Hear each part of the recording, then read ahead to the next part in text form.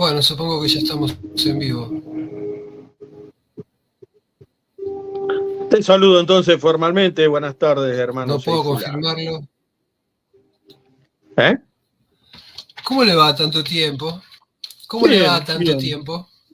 bien, con mucha tarea últimamente, pero bueno, queríamos cumplir con el desarrollo de lo que venimos trabajando.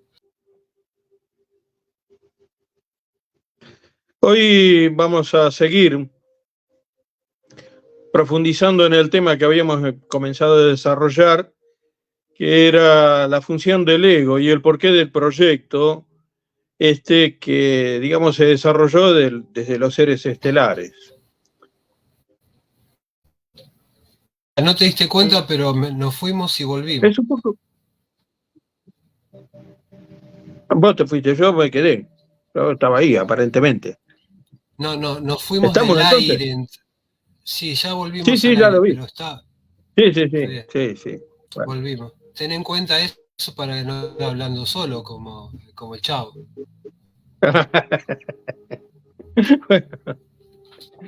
Me acordé de esto, de, de este judío que está orando frente al muro de los lamentos, ¿no? Entonces pasa uno y le pregunta, ¿qué está pidiendo en su oración? Dice, y yo pido por la paz del mundo, porque la gente tenga más amor, porque dejemos de pelear entre nosotros. Y la verdad es un sentimiento muy fuerte que siento. Y además de eso, ¿y usted qué es lo que está sintiendo? Como que le estoy hablando a la pared.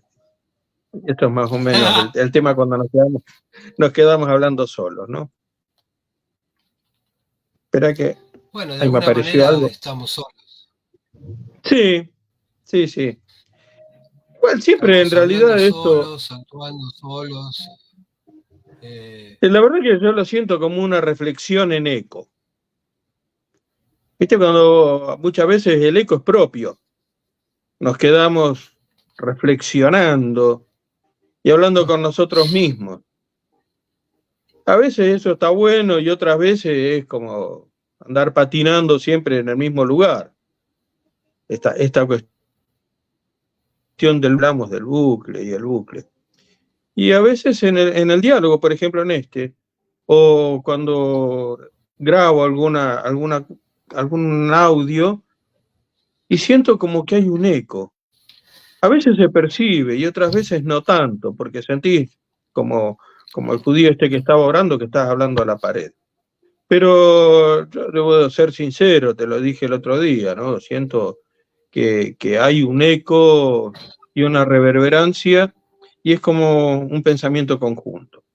Y hablando de pensamiento conjunto, hoy vamos a pensar un poco en conjunto en esto que veníamos desarrollando, que es la función del ego y cuál fue el propósito de los seres estelares de llevar adelante este proyecto, el proyecto ego.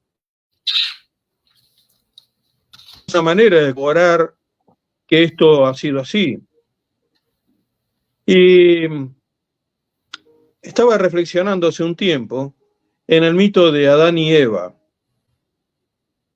Y que el mito de Adán y Eva representa de alguna manera esto que se manifiesta como el proyecto del ego.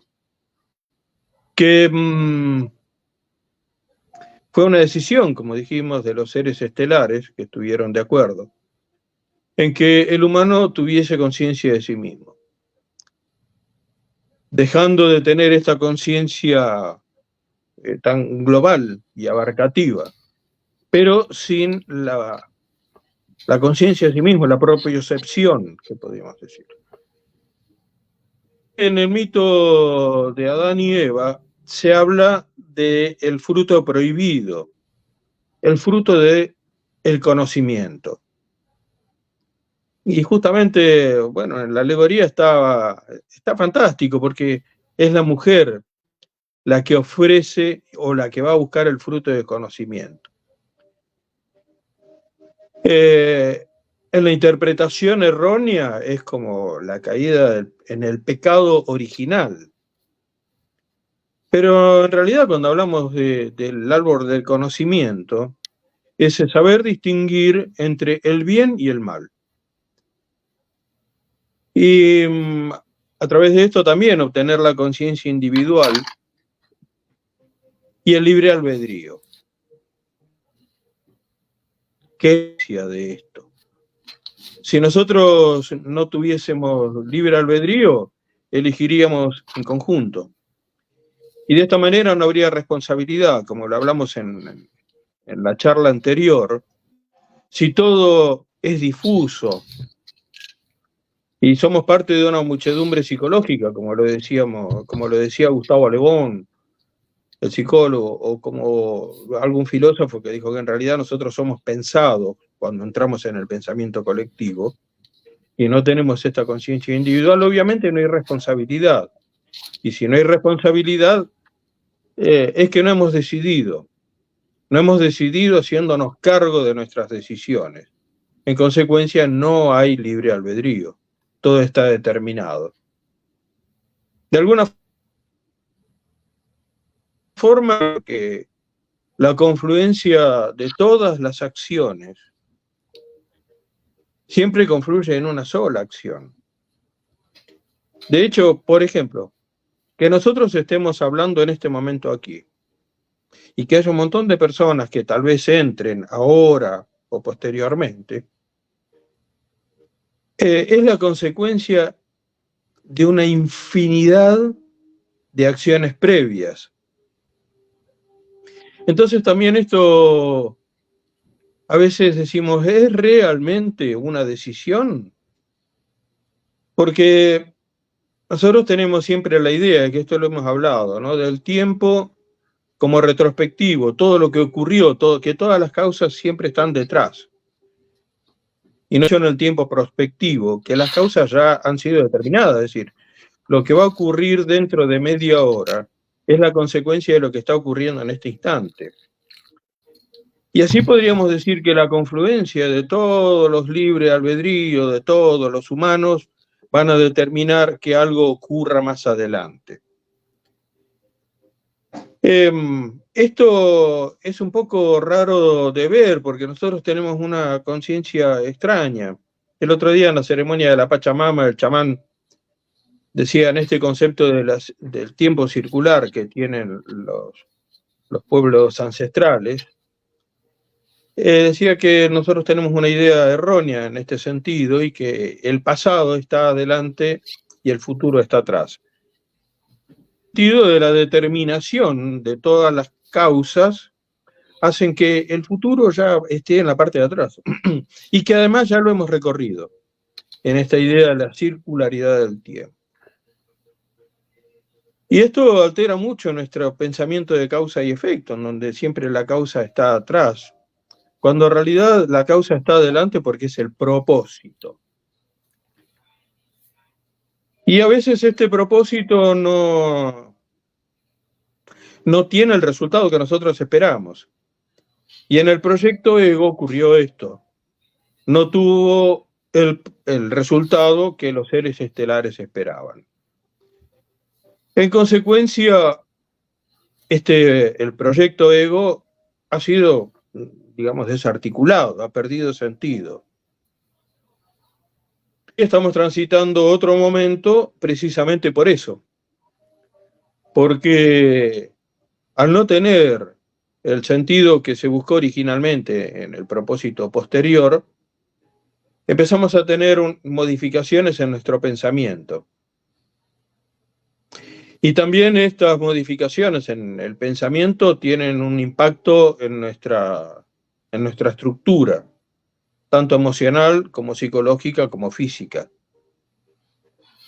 El proyecto Ego lo que hizo fue modificar la estructura del ADN, justamente ADN, Adán.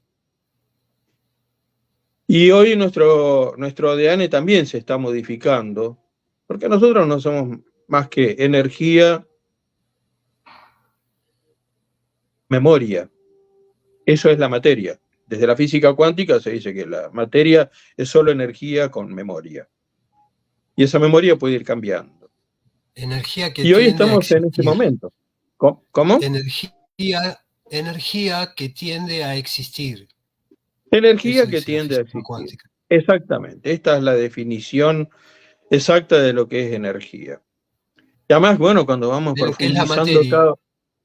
Sí, De de la lo que es la materia, sí, lo materia. que es la materia. Lo que es la materia. Y cuando Ahí vamos te a interrumpo, profundizando, sí, te interrumpo con dos cosas que me vinieron mientras contabas. Una es esto del tiempo, ¿no? El pasado, el presente. Me hiciste acordar de una serie alemana, creo que es, que se llama Dark, que juega con esto, con el pasado, con el futuro, con personas que a través de un caso específico, físico, tienen acceso al pasado y al presente y al futuro, ¿no? mm, Y yo la estoy reviendo ahora, y en los primeros capítulos 5, ya hay un chico que se desaparece, que no recuerdo el nombre, ponele que se llama Jimmy. Y en mm, el diario del pueblo dice dónde está Jimmy. Y después mm, esa página está pegada en una pared, le tacharon con lapicera dónde y dice cuándo. O sea, queda cuándo está Jimmy. claro, Eh, Muy claro, interesante porque este Jimmy va, viene, no sabemos cuándo está. No es dónde, sino cuándo. claro. Nos cuesta mucho entender Y la esto otra, de espacio-tiempo. y la otra Sí. que quería interrumpirte es un poema de Rumi, que es la danza de los átomos, o el poema de los átomos, que ahí también Mm, describe a la materia, a la energía, a la materia, cómo danzan los átomos para crear la realidad que nosotros creemos que habitamos. sí. O sea, como para Lo más, recomendar, ¿no? Buscar en YouTube, en claro, Google, Rumi y los lo, átomos. lo más loco es que vos escuchás la danza y cuando mirás al danzarín, o la danzarina, o la bailarina, no está. Eso es lo más loco de todo. Esto de, bueno, eh, ¿no? Es muy interesante esto de qué es lo que vemos, ¿no? Y esta certeza que tenemos nosotros, pese a vivir en un mundo de ilusión. Recuerdo cuando, vamos, discúlpenme, pero por ahí aparecen ciertas divagaciones que no tienen que ver exactamente con lo que estamos hablando y se están yendo, ¿no? Pero son insondables tanto los caminos de la materia como los de la energía y como los del pensamiento, porque recordemos lo que decía el principio de incertidumbre de Heisenberg, ¿no? Que nosotros no podemos simultáneamente determinar en qué lugar se encuentra el átomo y a la velocidad que se desplaza. Heisenberg es realmente extraordinario, porque lo que nos dice es que desde un punto de vista, siempre que elegimos hay una renuncia. Es decir, si elegimos medir la velocidad del electrón, no podemos determinar dónde se encuentra. Y esto también se ve un poco en lo que es la psicología, la Gestalt, en donde dice que si miramos el bosque no podemos ver el árbol. Y esto tiene relación con lo que hablamos del ego, porque el ego es el árbol. Y muchas veces nosotros nos hemos detenido en observar el árbol y sentirnos el árbol y perder la conciencia. Es difícil, porque no lo podemos hacer en el mismo instante, por nuestra característica de vivir atrapado en estas tres dimensiones, ¿no? Y, y también recuerdo que tenía un docente que decía, ¿usted alguna vez se pusieron a pensar en la frase vale la pena? ¿Qué significa vale la pena? Que toda elección es una renuncia y que en esa renuncia siempre hay una pena. Y que a veces esa elección es tan grande la pena que nos trae que después nos arrepentimos.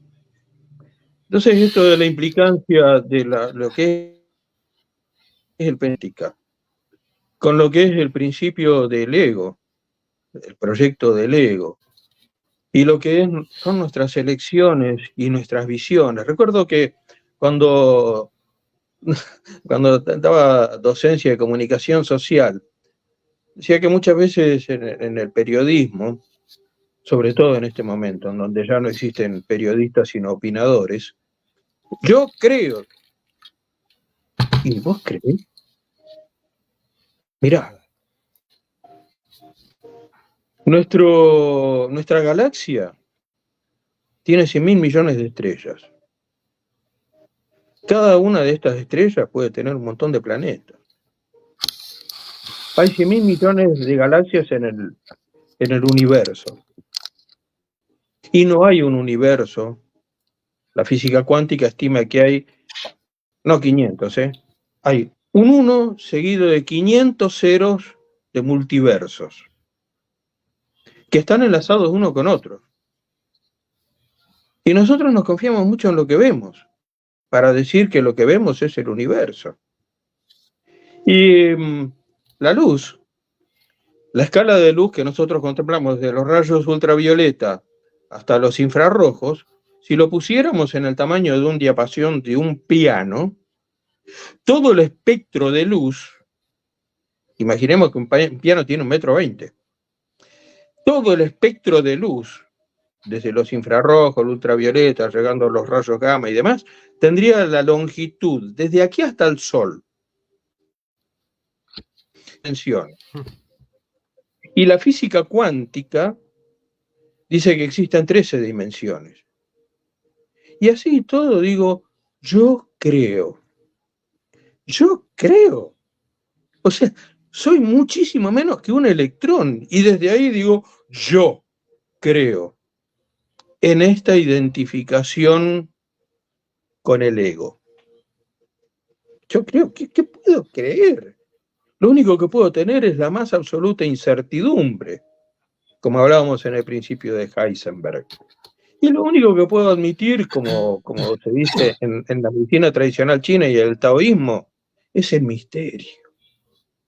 Y el misterio nos espanta, en lugar de encantarnos y fascinarnos. Sufrimos el misterio. Me gusta la definición de Castaneda, que pone en palabras de Don Juan, diciéndole que está lo conocido, lo desconocido y lo que no se puede conocer, como principio, ¿no? Claro. Entonces está bien, lo desconocido está ahí para ser conocido, como posible. Lo demás es inabarcable. Y ahí comenzamos con nuevamente el poema de los átomos.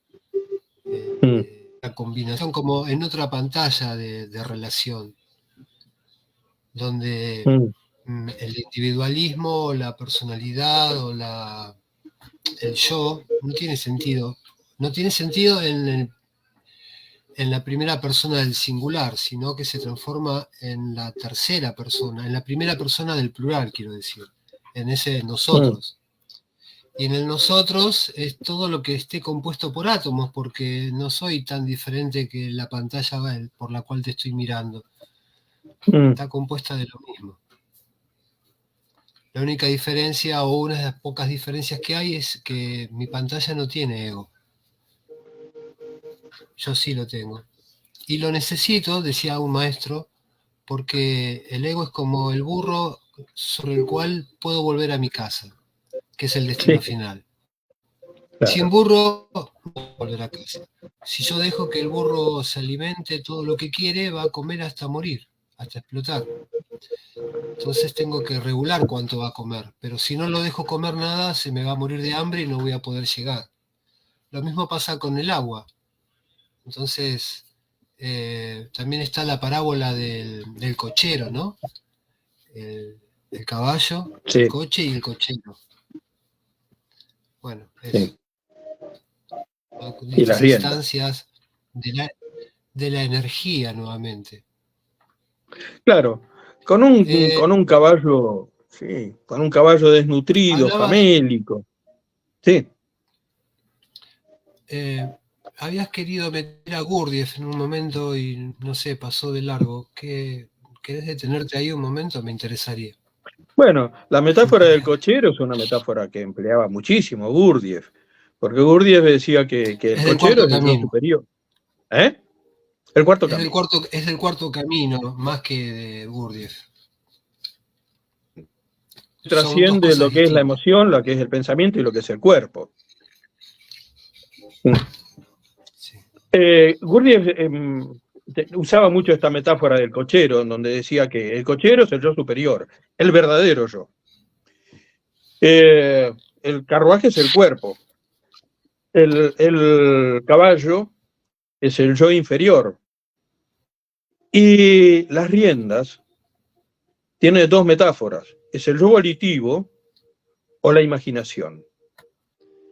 Entonces decía que tenemos que tener todo esto. Pero todo esto tiene que ser conducido por el cochero. ¿Qué es lo que nos ocurre? Nosotros a veces nos identificamos con el carruaje y creemos que somos eso. Se ve mucho esto. Entonces decimos, por ejemplo, soy Sí. diabético. Soy diabético. No. Mi cuerpo tiene una disfunción en la metabolización del azúcar. Soy deprimido. No. Sos complicado vos, Darío. Sos complicado vos, Darío. No, mi ego es complicado. Mira, mi yo es extremadamente simple. Mi ego es un ego que es un ego excesivamente reflexivo, hasta llegar a la obsesión. Bueno, por ahí vamos a tener alguna evidencia, que por ahí se despierta a las 2 de la mañana porque hay algo que le estuvo dando vuelta el día anterior y a veces aparece la respuesta, ¿eh? Como apareció hoy. Una respuesta que venía buscando desde hace unos Siempre aparecen días. las respuestas. Mira, te Y cuento algo. después lo lindo es que después de esa respuesta aparece otra pregunta. Sí, te cuento algo. Como, como artesano, una de las piezas que me gusta más hacer es un juego de ajedrez. Desde que por primera vez pensé en hacer un juego de ajedrez, hasta que por fin lo tuve el diseño, lo que quería hacer. Pasaron 11 años del primer boceto. Mi cabeza nunca dejó de diseñar y de sintetizar ese diseño, de buscar, hasta decir, toma, probá con esto. Pasaron y cada tanto realizaba alguna prueba con algún material, pasé por la arcilla, por la madera, por el metal, por el alambre, y los iba metiendo dentro de una caja sin mirar. Cada vez que hacía algo lo dejaba ahí. 11 años después, cuando dije, este es el caballo, que fue la primera pieza que saqué, abrí la cajita y el primer caballo que había hecho, el primer dibujo del caballo que había hecho, era el mismo, pero más tosco, nada más. Como que nunca dejamos de hacerlo. Claro. Ahora, ¿cuál es el tema? La realización. En realidad nos va obturando todos los caminos posibles. En la barra de metal estaban todos los caballos, imaginados e inimaginables. La barra de metal se hizo un caballo que, por cierto, tiene una belleza, yo los he visto, tiene una belleza y una cualidad extraordinaria, pero ha dejado todos los otros posibles caballos. Y ahí está un poco el tema, claro, de entregarse a la incertidumbre y saber que cualquier cosa que nosotros realicemos siempre va a dejar de lado todo lo posible. Es como en el bloque de mármol que le decían al escultor, ¿no? Ahí están todos los caballos. Y viene un chico y le ve a una estatua ecuestre, así un jinete montado en un caballo, ¿no? Y el nene mira eso y dice, ¿de dónde lo sacó? Entonces tenía un bloque de mármol al lado. Y el nene le pregunta, ¿y cómo sabía usted que adentro de ese bloque estaba ese caballo? Y es así, eso está adentro. Ahora, obviamente, hay un pensamiento también que es muy interesante, que es un pensamiento que desarrolló Krishnamurti junto con un físico y un psicólogo argentino, en donde habla de los campos unificados, la teoría del campo unificado.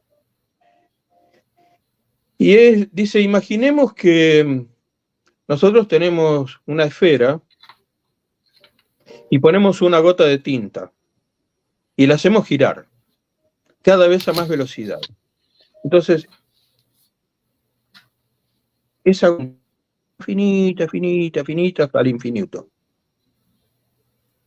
Y ya una vez que llega hasta el infinito y se sigue expandiendo, toma una forma determinada. Determinada quiere decir que ya no puede tomar otra forma. Ahora dice, imaginemos que hacemos lo contrario, que invertimos el giro de esta esfera y hacemos que vuelva a ser una gota. Eso en realidad es una metáfora del Big Bang. El Big Bang en el hinduismo es... Empezamos a hablar del ego y no estamos hablando de cualquier cosa, perdón. El Big Bang, según el hinduismo, es la respiración de Brahma. En este momento estamos en la exhalación. Y después viene lo que la teoría tradicional de la física clásica habla del Big Crunch, que en un momento dejará de expandirse este universo, se contraerá y nosotros volveremos a hacer esa pequeña gotita de tinta en donde puede volver a tomar otra forma. ¿Eh? Que tanto nos gusta hacer. Volvé al ego, dale. Bueno, de todas maneras lo terminamos. Imaginemos que hacemos girar esas esferas infinitas veces ida y vuelta y que va a ir en diferentes direcciones. Bueno, con respecto del ego, es un impostor. Y es un impostor que a veces nosotros consideramos que somos, así como nos consideramos el cuerpo, o las emociones, o los pensamientos. Y todo esto no es propio. Y bueno, nosotros lo estuvimos viendo hace un tiempo desde la medicina tradicional china, ¿no? Que digamos, digamos, de las entidades más importantes que tenemos en la medicina tradicional china es el emperador. Es el único que no se fatiga, el corazón. El único que no se fatiga, el único que no padece cáncer. Pero como también en la mitología china, no se puede acceder al emperador. No se lo puede ver. Entonces necesita un emisario. Y ese emisario... No es la mitología china, es en la cosmovisión china. Porque el emperador estaba ahí, pero efectivamente nadie tenía acceso a él físicamente. A través de velos y demás. Claro, eso era... ¿Por qué digo que es la mitología? Porque la mitología, a mí me encanta esta idea de que es la bajada de los dioses y del mensaje de los dioses y de lo arquetípico de los dioses al mundo humano. Y es más fácil de entender esto. Bueno, entonces al emperador, en realidad tampoco, al emperador verdadero tampoco se le podía acceder, o sea, estaba detrás de un velo. De hecho, bueno, cuando uno le tomaba el pulso al emperador, en realidad le ponían un hilo de seda y el médico chino tomaba ese pulso, lo mismo que a las mujeres del emperador, que no se lo podía ver. Y para este emisario, es decir, y este emisario es el maestro de corazón. Es el que recoge la información de todo el cuerpo y se la tiene que transmitir al emperador, al gran emperador, fielmente. Hay un punto que es extraordinario en este sentido, que es el 17 de Renmai, que es el palacio de las emociones y el palacio de la sinceridad. Y esto es realmente cuando se activa desde allí, ¿no? Justamente en este lugar. Y ahí es donde debemos tener fidelidad. Y el maestro... Es un punto de acupuntura. Sí, es un punto... Es un punto de acupuntura. lo aclaro Sí, porque es un sí, resonador, entiendo. es un resonador, un punto de energía, es un resonador del canal de Renmai. Está bien, sí, un lugar donde se Bueno, ponen las agujas. tiene que transmitir. ¿Eh? Nada, ¿Es el nada, un lugar? lugar donde se ponen las agujas, decía. ¿Dónde se ponen las agujas de Las acupuntura? agujas, donde se le da calorcito, o bueno, se despierta Está esto bien, está para que bien. haya una buena comunicación. Y a veces el emisario se cree más importante. Y como recibe la información de todo el pueblo, no es un fiel servidor. Y transmite esta información errónea y hace fallar al emperador. Y el emperador se termina muriendo. Bueno, esta es un poco la metáfora desde la medicina tradicional china, ya lo vimos antes desde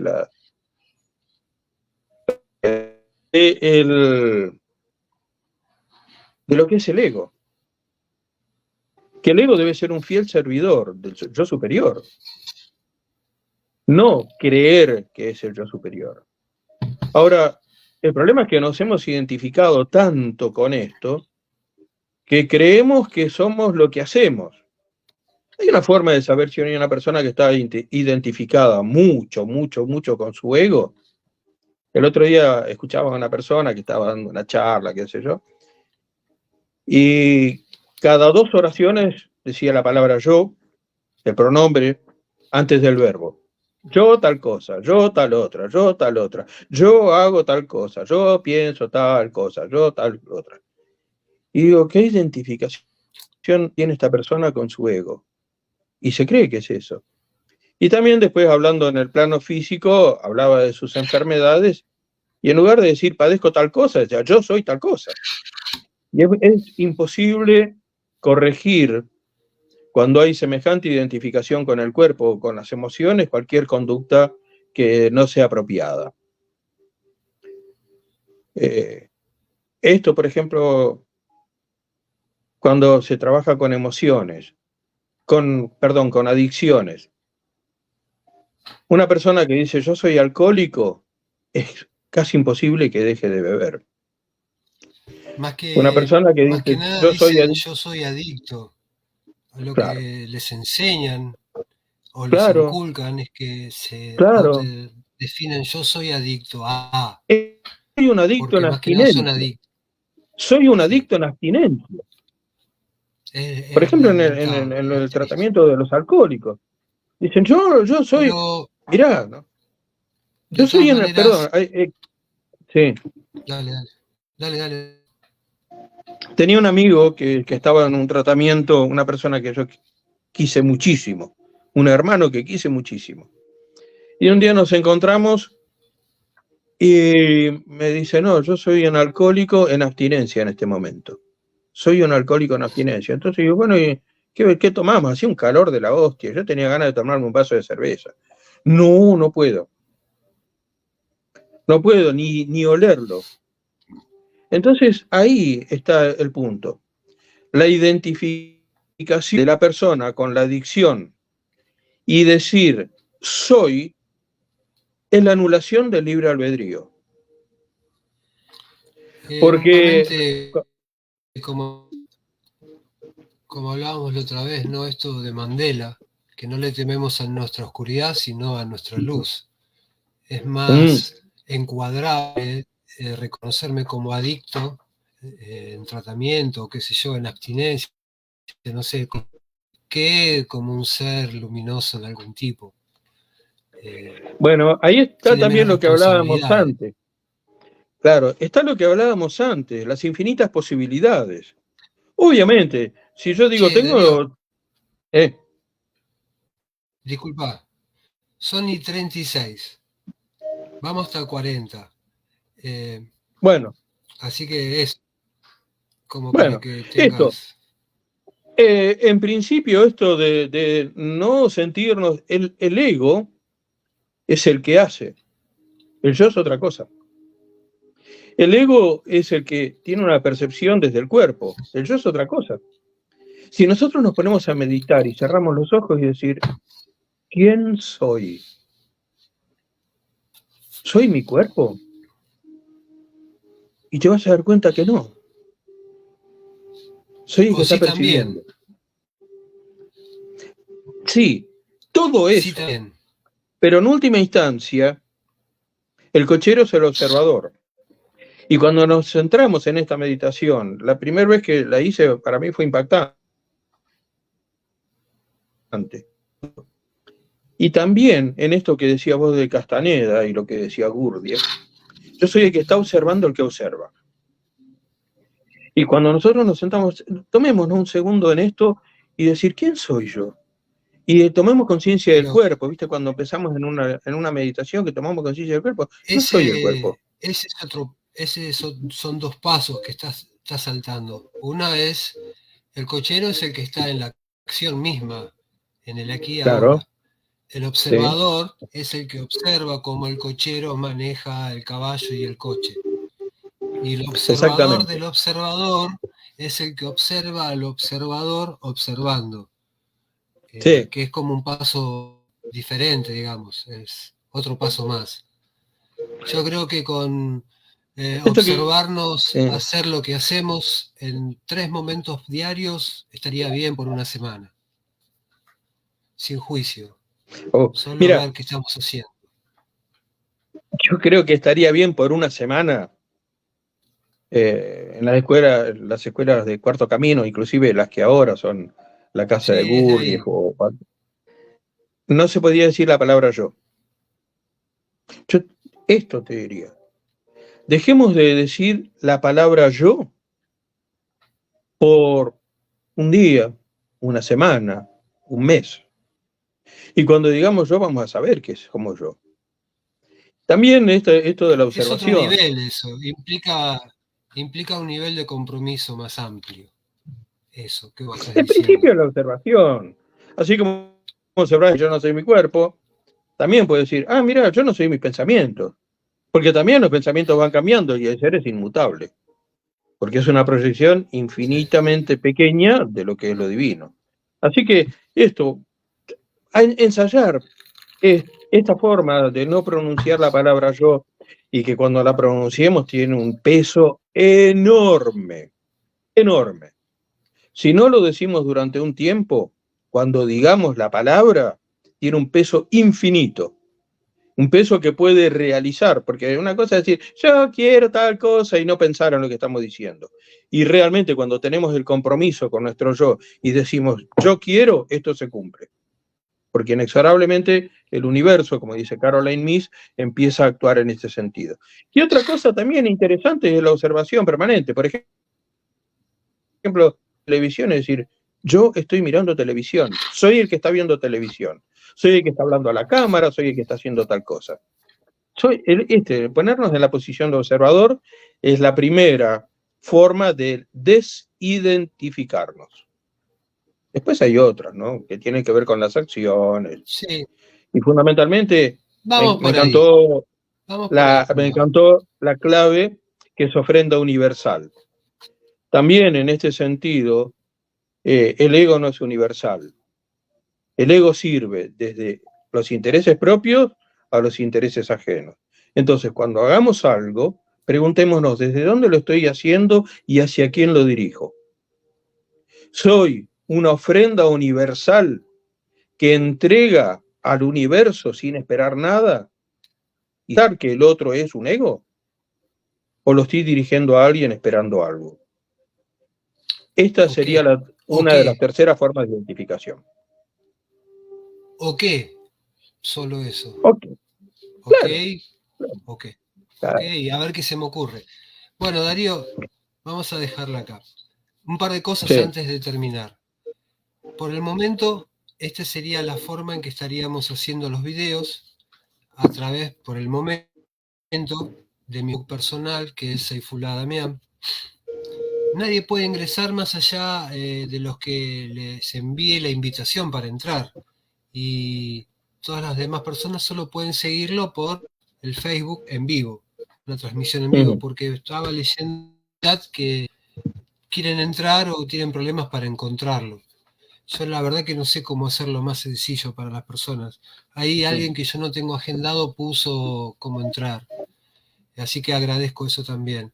Otra que se puede hacer es escribir las preguntas que tengan el que quiera preguntar algo en el chat de Salud Holística, en el que estamos todos los que estamos acá, y yo los puedo leer en el momento mientras estamos en el vivo y te la puedo pasar a vos la pregunta. Que eso quede como posibilidad. También pueden hacerlo durante la semana y lo anotamos. Y para cerrar, ¿qué te parece la próxima? ¿Tenés algún título para la próxima? Y ya también van pensando si tienen alguna consulta al respecto. Mirá, a mí hay un tema que estuve reflexionando bastante del error. Porque hablamos de la culpa, hablamos de la soberbia. La resignificación del error me parece que sería más que interesante como tema. Porque esto implica muchas áreas. Ok, podríamos dar por concluido el tema del ego momentáneamente. Como dice mi profesora de biodanza, ponemos puntos suspensivos en este encuentro. Buenísimo, dale. Bueno, entonces nosotros nos vemos mañana en Medicina Tradicional China y nos encontramos por acá con el grupo la próxima semana. Sí. Gracias. Dale. Abrazo enorme. Gracias a vos. Nos vemos. Hasta luego.